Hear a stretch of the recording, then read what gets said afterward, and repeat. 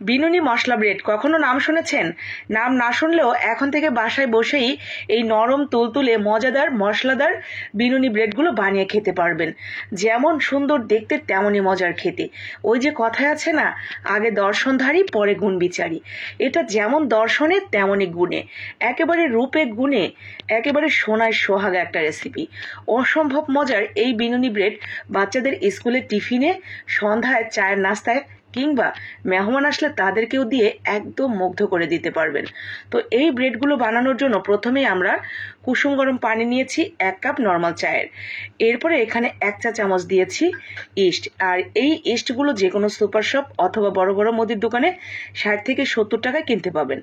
এরপরে এখানে আমি মশলাদার করার জন্য কিছুটা চিলি ফ্লেক্স, একটু হলুদের গুঁড়া, স্বাদ মতো লবণ, ব্যাস এতটুকুই দিয়েছি। আপনি চাইলে আরও কিছু মিশিয়ে নিতে পারেন আপনার পছন্দ অনুযায়ী। এরপরে মেজারমেন্ট কাপের 1 কাপ ময়দা দিয়ে ভালো করে মিশিয়ে এটাকে ডো বানিয়ে রেখে দিয়েছি। আর সামান্য একটু রান্নার তেল দিয়ে উপর থেকে রেখে দিবেন, ব্যাস। এরপরে 2 ঘন্টার জন্য ওটা থাক, অ্যাক্টিভ হোক ইস্ট। এইদিকে আমরা নর্মালি যেইভাবে আমরা সিঙ্গারা বানানোর সময় সিঙ্গারার যে পুরটা তৈরি করি, ঠিক সেভাবে ভেতরের পুরটা তৈরি করে নেব।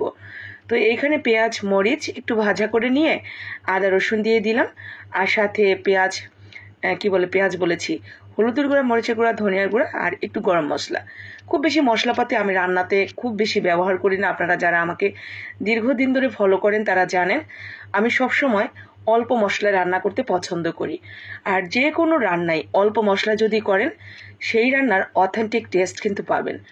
বেশি মশলা দিলে শুধু মশলারই টেস্ট পাবেন, অথেন্টিক যেরকম এখানে আলু ব্যবহার করেছি আলুর টেস্টটা থাকবে না, বা অন্য কোনো সবজি দিলে সেই সবজির টেস্ট নষ্ট হয়ে যাবে। তো আমি খুব অল্প মশলায় রান্না করি। আপনারা যদি বেশি মশলাদার খেতে চান তাহলে সেভাবেই রান্না করে নেবেন। তো পুর বানানোটা হয়ে গেলে আমি এক সাইডে রেখে দিয়েছি। এইখানে 2 ঘন্টার মধ্যেই কিন্তু আমাদের ইস্ট অ্যাক্টিভ হয়ে সুন্দরভাবেই ফুলে গিয়েছে। বাতাসটা বের করে জাস্ট এইভাবে আমি যত বড় বড় করতে চাই সেই অনুসারে একটা লেচি কেটে মোটা করে একটা রুটি তৈরি করে নিয়েছি। উপর থেকে একটু আটা বা ময়দা ছিটিয়ে দিবেন। এটা কিন্তু আটা দিয়েও হবে, ময়দা দিয়েও হবে। আপনি যেটা দিয়ে বানাতে চান সেটা দিয়েই বানিয়ে নেবেন। ময়দা দিয়ে বেশি ভালো হয়, তবে আটা দিয়ে যে হবে না তা কিন্তু নয়। এরপরে রুটিটা ভাঁজ করে নিয়েছি, ভেতরে একটু ময়দা ছিটিয়ে, যাতে জোড়া লেগে না যায়। এরপরে আমি যেভাবে কেটে নিয়েছি এইভাবে কেটে নেবেন।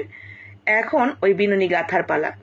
দেখেন, একটু খেয়াল করলেই আপনারা এই বিনুনিটা গেঁথে নিতে পারবেন। খুব একটা কষ্টের কাজ না।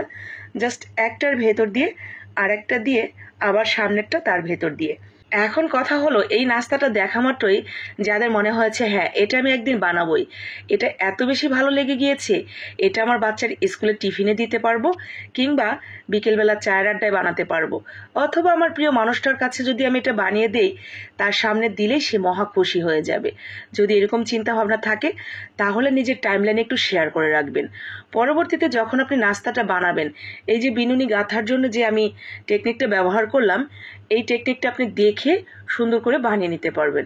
তো সবচেয়ে ভালো এটাই হবে। পরবর্তীতে আমাকে আর বলতে হবে না যে আপু ওই ভিডিওটার লিঙ্ক দেন, পাচ্ছি না খুঁজে, কারণ আমি প্রতিদিন অনেক ভিডিও ছাড়ি, সেগুলো নিচে চলে যায়।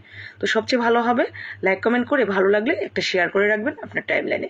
তো আপনারা একটু খেয়াল করলেই বুঝতে পারবেন আমি কিভাবে এই বিনুনিটা গেঁথে নিয়েছি এবং পুরটা ভেতরে ভরে দিয়েছি, ব্যাস। এরপরে শুধু আমরা এখানে তেলের মধ্যে দিয়ে ভেজে নেব।